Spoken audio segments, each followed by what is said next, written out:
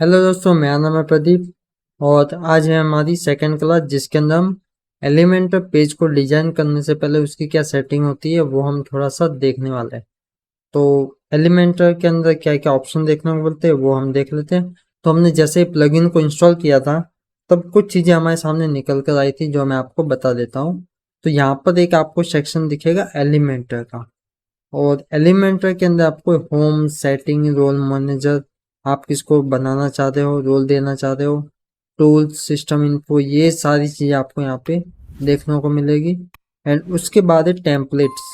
तो टेम्पलेट्स में आपको सेव टेम्पलेट, जो टेम्पलेट आप इंपोर्ट करोगे वो सारे आपको सेव्ड टेम्पलेट में मिल जाएंगे। उसके बाद थीम बिल्डर, थीम बिल्डर में आपका जो एलिमेंटर है वही आपका यूज होगा, तो आप यहाँ पर बता सकते हो। लेकिन ये एक अपग्रेड करना पड़ेगा आपको, एलिमेंटर प्रो लेना पड़ेगा, तो इसको आप छोड़ सकते हैं। उसके बाद लैंडिंग पेज, तो जो भी आप लैंडिंग पेज बनाएंगे वो आपको यहाँ पे बना बना सकते हैं आप। और नॉर्मल पेज और लैंडिंग पेज में क्या अंतर रहेगा वो भी हम आगे आने वाले वीडियो के अंदर देखेंगे। उसके बाद है किट लाइब्रेरी। तो यहाँ पे आप वेबसाइट का किट कैसा होना चाहिए वो यहाँ पे आप सेट कर सकते हो। किट लाइब्रेरी मीन्स कि आप पहले से सेट करेंगे कि हेडर का कलर ब्लैक होगा, तो जब भी आप हेडिंग को इंपोर्ट करेंगे तो ऑटोमेटिकली उसका कलर ब्लैक हो जाएगा, आपको बार बार कलर चेंज करने की जरूरत नहीं रहेगी। तो ये कुछ फॉन्ट स्टाइल, कलर, ये सारी चीज़ें सेटिंग्स होती है जो हम आगे देखेंगे। एंड उसके बाद है टेम्पलेट्स के अंदर पॉपअप है, पॉपअप ला सकते हैं लेकिन इसके लिए भी एलिमेंटर प्रो लगेगा। उसके बाद है ऐड न्यू मीन्स कि आप टेम्पलेट बना सकते हैं नया। एंड उसके बाद है कैटेगरीज, आप जो भी कैटेगरी बनाना चाहो वो कैटेगरी बना सकते हो। तो ये सारी चीज़ें हमने देख ली। हमें बनाना एक पेज, तो हम जाते हैं पेजेस के ऊपर, ऑल पेजेस के ऊपर जाएंगे और यहाँ पर ये बाय डिफ़ॉल्ट है, यहाँ पर हम ऐड न्यू पेज के ऊपर क्लिक करेंगे। और ये है एक वर्डप्रेस का पेज जहाँ पे हम वर्डप्रेस का पेज डिजाइन करते हैं, लेकिन हम यूज करने वाले एलिमेंट। तो सबसे पहले तो आपको यहाँ पे टाइटल दे देना है। तो मैं यहाँ पर एग्जांपल के लिए हम लिख लेते हैं डिजिटल मार्केटिंग सर्विसेज। चलो, मैं डिजिटल मार्केटिंग मैंने लिख दिया है और इसको हम कर देते हैं पब्लिश। और अब हम इसे करेंगे एडिट विद एलिमेंट, और ये ओपन हो गया। अब ये प्रदीप है, अभी हमने हेडर डिजाइन नहीं किया तो हेडर हम बाद में देखेंगे। बट ये जो प्रदीप लिखा हुआ है ये मेरे वेबसाइट का टाइटल है, और ये डिजिटल मार्केटिंग लिखा हुआ है ये मेरे पेज का टाइटल है। ये वेबसाइट का नाम है और ये मेरे पेज का टाइटल है। अब यहाँ पे हम कुछ सेटिंग देख लेते हैं। तो सबसे नीचे ये, यहाँ से हमारा डिजाइन का काम शुरू होता है, लेकिन सबसे नीचे आपको यहाँ पे सेटिंग दिखेगी। ये यहाँ पे इस सेटिंग के ऊपर आपको क्लिक करेंगे तो आपको इस तरह की ऑप्शन देखने को मिल जाएंगे। तो सबसे पहले आपको टाइटल, टाइटल आपको क्या देना है तो मैंने यहाँ पर दे चुका है। स्टेटस में आपको पब्लिश करना है या ड्राफ्ट में रखना है, तो अगर मैं इसे ड्राफ्ट में रखना चाहूँ तो ड्राफ्ट में कर सकता हूँ। उसके बाद से आप यहाँ पर एक्सेप्ट दे सकते हैं। ये कंटेंट क्या होता है कि जब भी आप किसी को शेयर करोगे तो कितना कंटेंट दिखाना है, या फिर अगर आप ये पेज ब्लॉग के अंदर डालेंगे तो ब्लॉग के अंदर कितना कंटेंट दिखेगा, तो ये आपका एक्सेप्ट है। ये हमने वर्डप्रेस की क्लास के अंदर अच्छे से समझा भी है। उसके बाद है फीचर्ड इमेज। तो फीचर इमेज हम देखते हैं किसी को शेयर करते हैं तो फीचर इमेज शो होती है, तो वो कौन सी देनी है वो आप यहाँ पर प्लस के ऊपर क्लिक करेंगे तो आपको ऑप्शन देगा कि आप चूज करिए। उसके बाद है ऑर्डर, जो अपने काम का नहीं है। अलाउ कमेंट, अगर आप इस पेज के ऊपर कमेंट को अलाउ करना चाहते हैं तब आप इसको ऑन करना है, और डिस अलाउ करना है तो नो। एंड उसके बाद है हाइड टाइटल, अगर ये टाइटल लिखा हुआ आ रहा है इसको अगर हाइड करना है तो आप इसको ऑन कर सकते हो। आप देख सकते हैं ये हाइड हो चुका है इस तरह से। एंड उसके बाद है पेज लेआउट। तो पेज लेआउट के अंदर हमें एलिमेंटर कैनवास, एलिमेंटर कैनवास के अंदर क्या रहेगा कि आपका जो हेडर फुटर है वो शो नहीं होगा, ठीक है। और एलिमेंटर फुल विड्थ के अंदर आपका जो पेज है वो पूरा यूज करेगा, आपका जो पेज है वो पूरा फुल विड्थ यूज करेगा, यहाँ से लेकर यहाँ तक पूरा फुल विड्थ यूज होगी 100%। एंड उसके बाद है थीम। तो थीम के अंदर जो ऑप्शन आपने सेलेक्ट किया होगा वो ऑप्शन यहाँ पे आपको दिखेगा। एंड डिफॉल्ट के अंदर भी आपको सेम ऑप्शन देखने को मिलेगा। और ये लेआउट वाला, पेज लेआउट वाला सेक्शन मैंने थीम वाले वीडियो के अंदर समझाया हुआ है, तो उसको भी आप देख सकते हैं। एंड हम यहाँ पर एलिमेंटर डिफॉल्ट ही रहने देंगे, क्योंकि हम यहाँ पर एक पेज डिजाइन कर रहे हैं, लैंडिंग पेज डिजाइन नहीं कर रहे। जब हम लैंडिंग पेज डिजाइन करेंगे तब हम क्या करेंगे, एलिमेंटर कैनवास को यूज करेंगे। आपने बहुत सारे फेसबुक के ऊपर लैंडिंग पेज देखे होंगे, कोचेस कंसल्टेंट्स के वगैरह, उसके अंदर आपने देखा होगा कि हेडर नहीं आता, तो वो क्या यूज करते हैं, एलिमेंटर कैनवास, ताकि वहां पे हेडर फुटर शो नहीं हो। और जब हम वेबसाइट के ऊपर काम करते हैं तब हमें हेडर और फुटर शो करना रहता है, इसलिए हम उसके या वहां पर आप डिफॉल्ट यूज करेंगे या एलिमेंटर फुल विथ यूज करेंगे, लेकिन एलिमेंटर कैनवास यूज नहीं करेंगे। एलिमेंटर कैनवास के अंदर आपको हेडर फुटर शो नहीं होता, इस बात का आपको ध्यान रखना है। तो ये चीजें हमने देखी। एंड उसके बाद हम इसे पब्लिश कर सकते हैं। तो अगर सेव करना है तो सेव अपने आप इसी तरह से सेव कर सकते हैं। तो ये चीजें हमने समझी। उसके बाद है आपको नेविगेटर। तो नेविगेटर के ऊपर क्लिक करेंगे तो आपको यहाँ पे नेविगेटर दिखेगा। आप जो भी यहाँ पर डिजाइन करेंगे वो सब पूरा आपको यहाँ पे दिखेगा।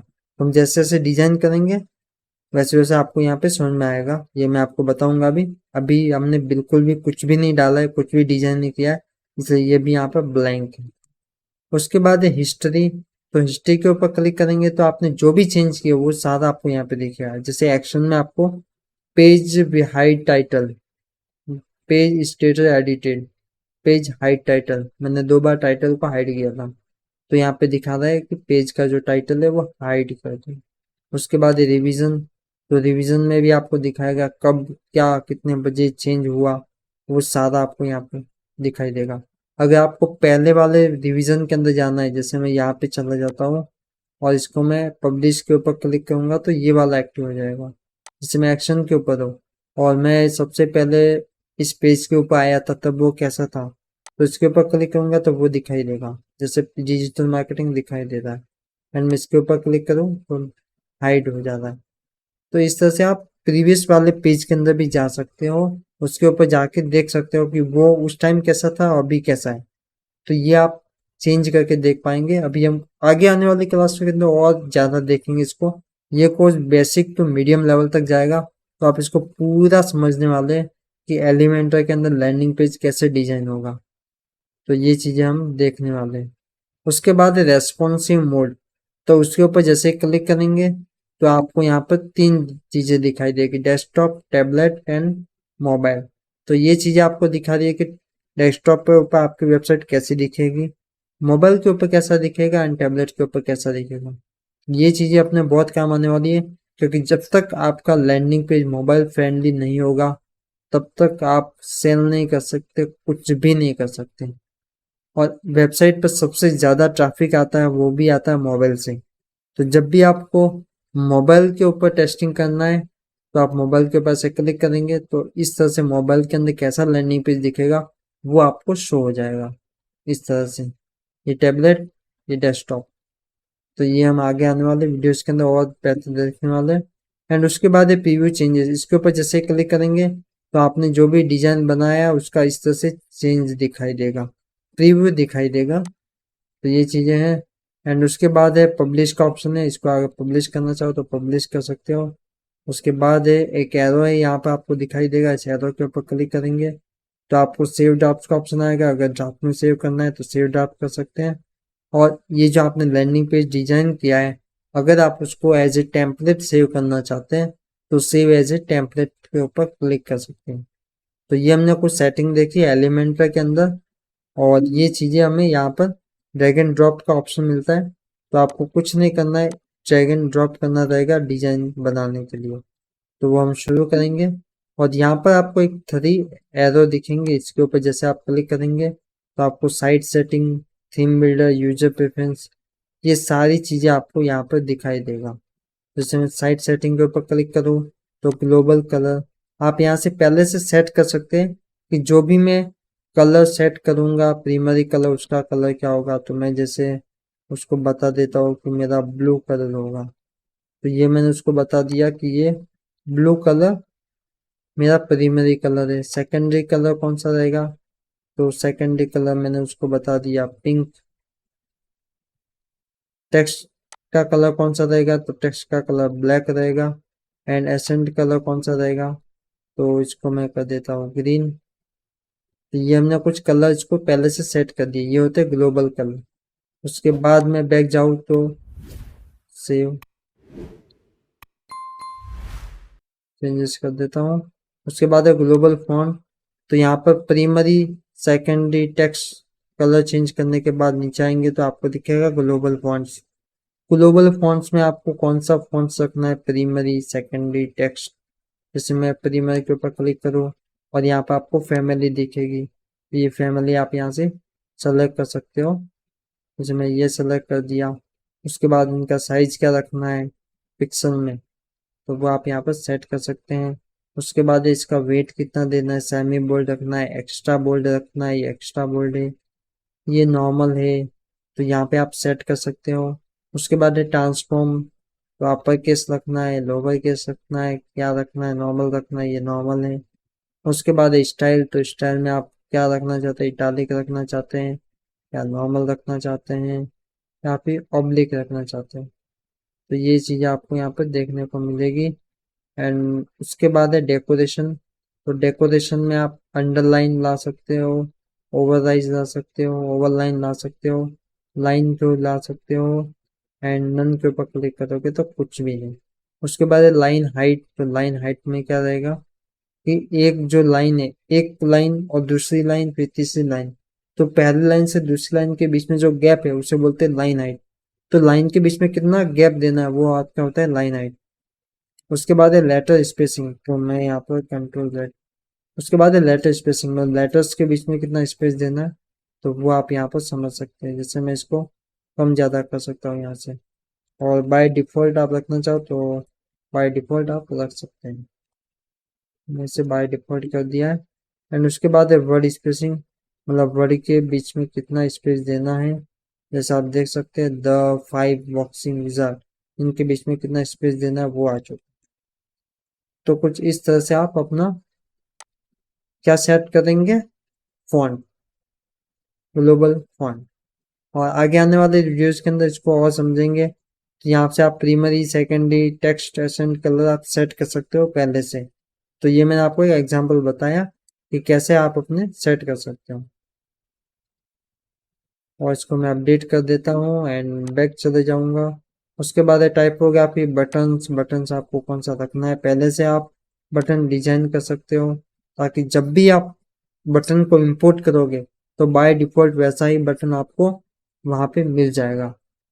तो सेम टाइपोग्राफी है, इमेजेस है, इमेज का रेडियस कितना होना चाहिए, ओपेसिटी कितनी रहेगी, बैक शेडो, होवर करने पर क्या होना चाहिए, वो सारी चीजें आप यहाँ पर सेट कर सकते हो। ओके, ये हेलो थीम हेडर है, तो थीम का हेडर कैसा रखना है वो सब आप यहाँ पर दिखा सकते हो। हेलो हेलो थीम फूटर है, तो फूटर आपको रखना है तो वो आप यहाँ पर सेट कर सकते हो। तो ये सारी चीज़ें हम देखने वाले हैं। साइट आइडेंटिटी के अंदर हम साइट का टाइटल हो गया, डिस्क्रिप्शन हो गया, साइट का लोगो, साइट का फेविकॉन, ये सारी चीज़ें हम यहाँ पर देंगे।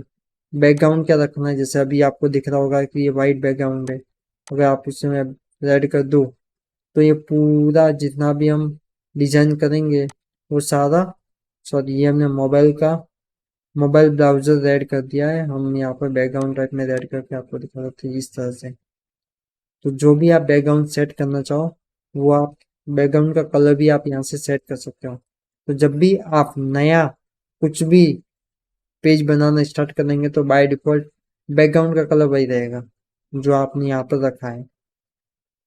तो ये चीज़ें हैं। उसके बाद हमें ऑप्शन देखने को मिलते हैं लेआउट। लेआउट क्या रखना है जो हमने देखा, तो इसको आपको छेड़ना नहीं है नॉर्मली। और डिफ़ॉल्ट पेज लेआउट आपको थीम फुल विड्थ रखना है वो आप यहाँ पर शॉर्ट सेट कर सकते हैं। एंड पेज ट्रांजिशन हो गया, ये अपग्रेड है, अपग्रेड वर्जन में मिलेगा। एंड कस्टम सीएसएस भी आपको अपग्रेड में मिलेगा। एंड एडिशनल सेटिंग आपको ये आपको यहाँ पे मिलेगी पोस्ट टाइप में, लैंडिंग पेज पोस्ट।